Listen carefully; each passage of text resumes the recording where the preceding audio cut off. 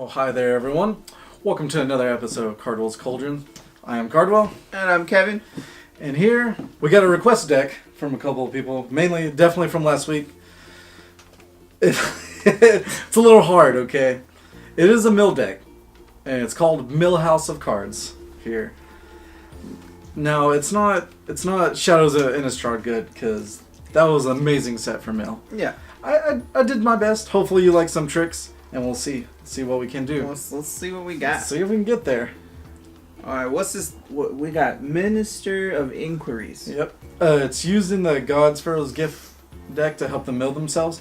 But of course you're going to go ahead and mill the opponent here. So energy play, you get 2 energy, and you tap, pay energy, and they put the top 3 into the graveyard. Start turn 1. Start grinding them down. I mean, I know what every card does. That's the point. Yeah. Alright, next guy. Seer of the Last Tomorrow. He's a 1/4 for 3. Yeah, sadly he costs 3. I wish he cost 2. It would make him a little bit better.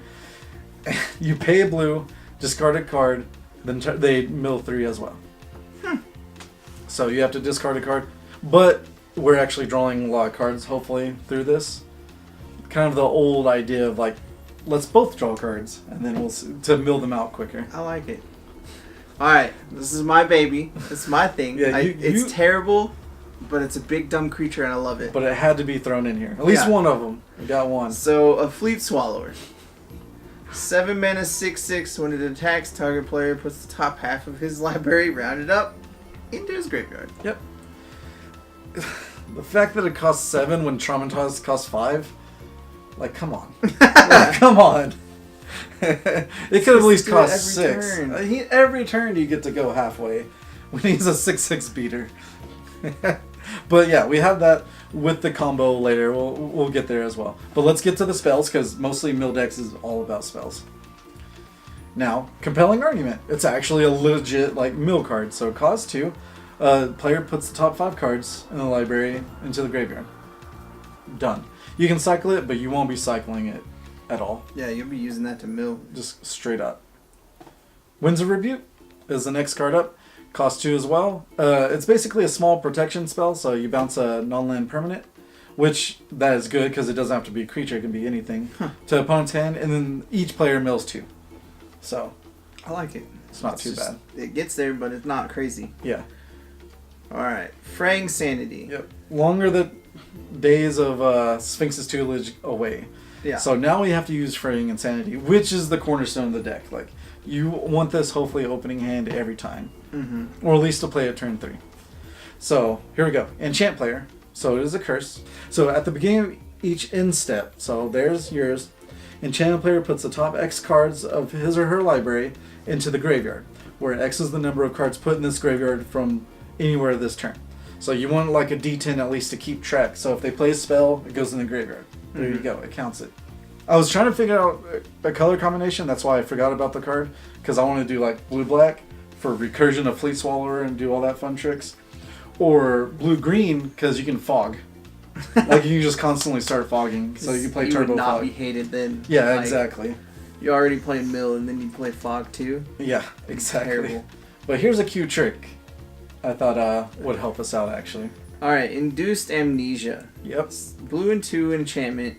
When it enters the battlefield, target player exiles all cards from his or her hand face down and then draws that many. And when it's put into the graveyard, return the exiled cards to the owner's hand. See, you're going to play this, they're going to have a hand, you target them, they have to draw that many.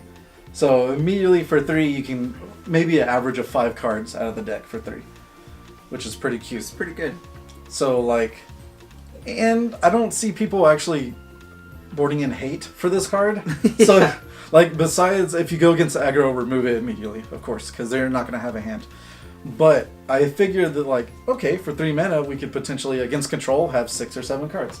Like, just gone for 3. It's pretty good. And we're playing 4 of those, because just, why not? Yeah. I just thought of Winds of Rebuke with this combination. So if you have 5 mana, right? So, beginning of your turn, you bounce this, they get all those cards again, and you play it again so they can have 5 plus whatever they exiled the first time, making them draw 11. Nice. Or whatever. So there you go. Just coming out of the fly, just thinking about stuff like that.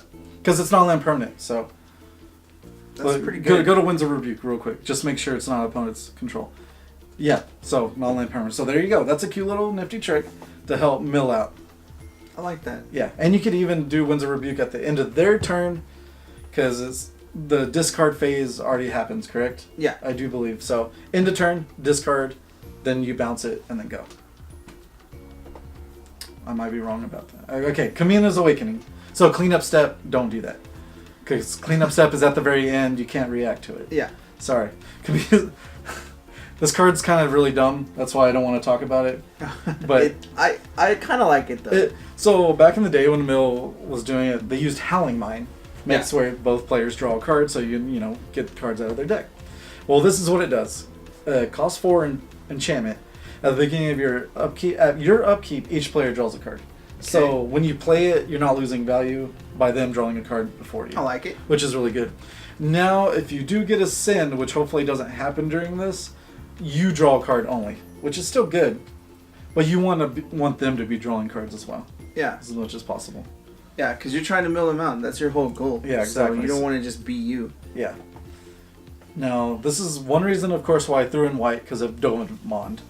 I play this in the blue-white control deck. He's extremely great. Everyone hates him. Yeah. So, like, you +1 until your next turn, up to one target creature gets -3 and 0 and can't activate abilities, which is really good. -1, you gain 2 life, you draw a card, which is just good instantly. Just do it immediately if you want to. He starts out with 3 loyalty. Yeah, that's pretty good. And if you get to 7, so if you're milling out, calling control, all that stuff, you get an emblem that says target opponent can only untap 2 permanents at their untap phase. Yeah, and if you've ever been hit by this ult, you know how devastating it can be. Yeah. Like, you don't think you can do much, or you think you can get out of it, it just slows you so hard. Extremely. Especially late game with that many counters, you're like, oh, yeah, untap 2 things, so either 2 lands or a dude, or... he's extremely good. Yeah, he's so strong. And with Mill, you need control of some sort. Yeah. He's really good. Speaking of control, that helps you mill is why I went with white. Settle the Wreckage. Cost 4, exiles any attacking creature, and they go get basic lands out of the deck, that's helping you, mill the deck. Because, they're always going to go get basic lands every time they can, because that's just the way people are, and they're just going to do it. Exactly. So, like, I run 3 main board. I would probably put 4 in there as well, just to get there, like get all the basic lands and mill them out. Yeah, and it protects you, and that's the biggest thing, is because you're definitely playing the late game with this deck. So you need to get there as long as you can. Oh yeah, get up to that 7 mana for that Fleet Swallower. Give me that Fleet Swallower. Hopefully he doesn't die. But okay, Glimmer of Genius. I put it in here to help Master of Enquiries because you get 2 energy. You scry 2 and draw 2. Like, it's just a staple of standard right now if you play blue. Yeah, it's just a good card. Like, all kinds of value in that. And then with Master or Minister of Enquiries, you're just milling all day. Yeah, exactly. All day, every day. So even if you play him once and then you do Glimmer, that's 4 times 3. That's 12 cards just out of the way. Yeah. Alright, so what do we got for lands? Now, lands are a little weird because we only have 4 basics because we kind of... I'm trying something here, okay? So we'll start with the blue desert here. Okay. Ipnu Rivulet. I guess that's what... Yeah, Rivulet. Rivulet. This French land here. So it comes in play. You can pay 1 life to add a blue mana or a colorless for free. You can pay 2, sacrifice a desert. Target opponent puts the top 4 cards of his or her library into the graveyard. So with this, with Fraying Sanity, that's 4 cards. And that's why we also have Chef at Dunes, which is the white desert. So 4 of each, so you can just sack the dunes more than the other deserts. Yeah, I like the Rivulets. And then 4 Glacial Fortresses, and then 4 Aether Hubs to, of course, help with the thing. Everything really is 1 or maybe 2 blue. Scavenger Grounds, because you need to. You're milling them. Yeah. Everyone uses their graveyard nowadays. Just pay 2, sacrifice a desert. Done. Yeah, Scavenger Grounds is just really good. It's just extremely You're going to get a lot of value because you're milling them every turn. Yeah, exactly. And hopefully they don't get a lot of value. So that's just to help. 3 of them. Done. And then we got 3 islands and 1 plane. Yeah, because you literally only have 2 white cards in the main board. Alright, so what do we got for white in the sideboard? Alright. I've been running up against a lot of like Mardu vehicles and like also white blue control with enchantments. So fragmentize. 1 white. Destroy target artifact or enchantment with a mana cost CMC of 4 or less. Really good. Real good. 1 mana kill anything 4 and under. Yeah. I mean, y'all see how good Fatal Push is. Same thing, but for artifacts and enchantments. Exactly. And when most of the enemies are like artifact creatures, you just like kill them, kill them. Yeah.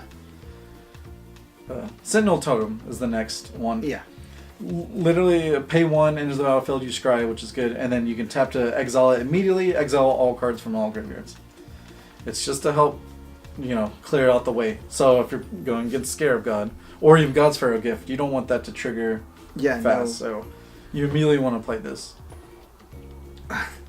Slash of Talons. I didn't understand it, but Cardwell explained it. Go ahead and explain it for me. So white blue early game, if you're not using like Baffling End, is really hard to control aggro. Like immediately against mono red or Mardu vehicles. Slash of Talons, 1 white, deals 2 damage to target creature or player. That gets pretty much every aggro creature out there. The 3/1s, the 3/2s, the 2/1s, like they're just done. It just kills an attacking dude all day, every day. Yep. And then to help you with that, we got Essence Scatter. 2 mana counter target creature. For that mid-range game, definitely. Done. Or if you're not on the play against aggro, you definitely need that quick. I like it. And then finally, Negate. Negate. It's just simple enough. Negate. Just negate. Get out of here. It's got the best artwork ever I've seen on a Negate. The Rivals Negate is the best art.